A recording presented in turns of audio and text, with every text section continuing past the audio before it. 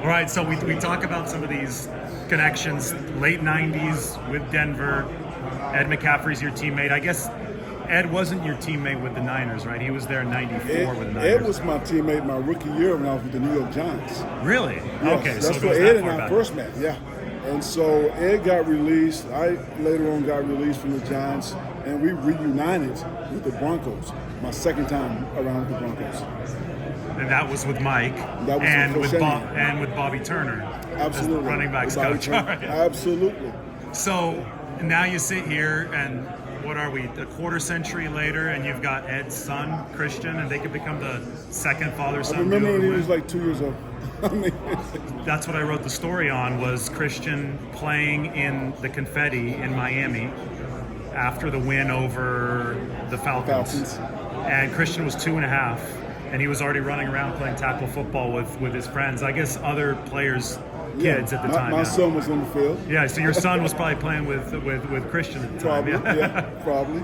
So, do you remember the Sports Illustrated cover photo, or no, it was not the cover photo, but I guess the week after, there's a famous photo of Christian wearing Ed's jersey, way too big for him, running through the confetti. I did not see that one. I'll show it to you right after cool. done. It's Yeah, on my yeah. phone. But what are your memories of those 49ers and Broncos locker rooms? Because I hear so much. I heard it from Ed. I hear from Kyle that there's a sense of community, not amongst just the players, but amongst the coaches, that is rather exceptional for the NFL. That seems to, obviously help the on-field product. No, I would agree 100% with that. John Lynch and Kyle, they've done a heck of a job of building a culture that's of trust.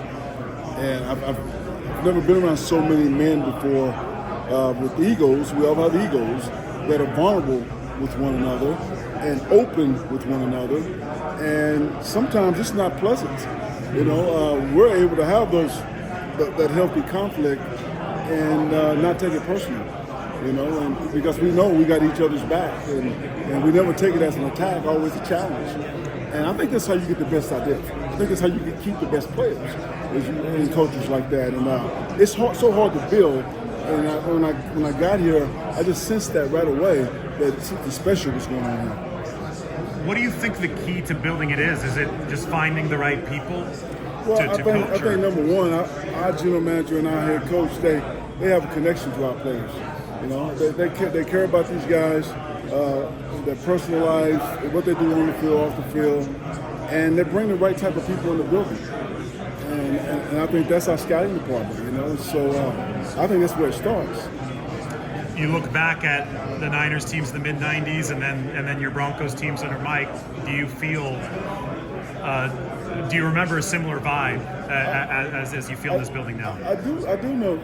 I do feel some similar vibes for sure. I know this team is about business, and I remember that 98, 99 Super Bowl teams of the Broncos. Those teams were about business. Those were hard-working, blue-collar guys that had each other's back.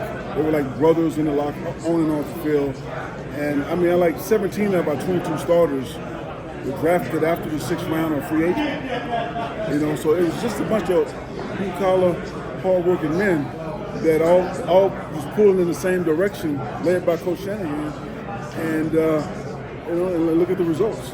That's an interesting parallel too, because a lot of this team's success has come from lower round draft picks as well, right? Mr. Irrelevant. Yeah, there you go. Speaking of that, I mean, you've had a front row seat to that ride. It's been about a full season's worth of games now.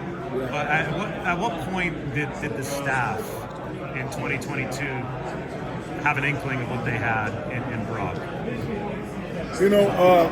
He showed signs right away, and so, but you didn't have enough tape. You couldn't say, well, he was the guy right away, but you felt that way.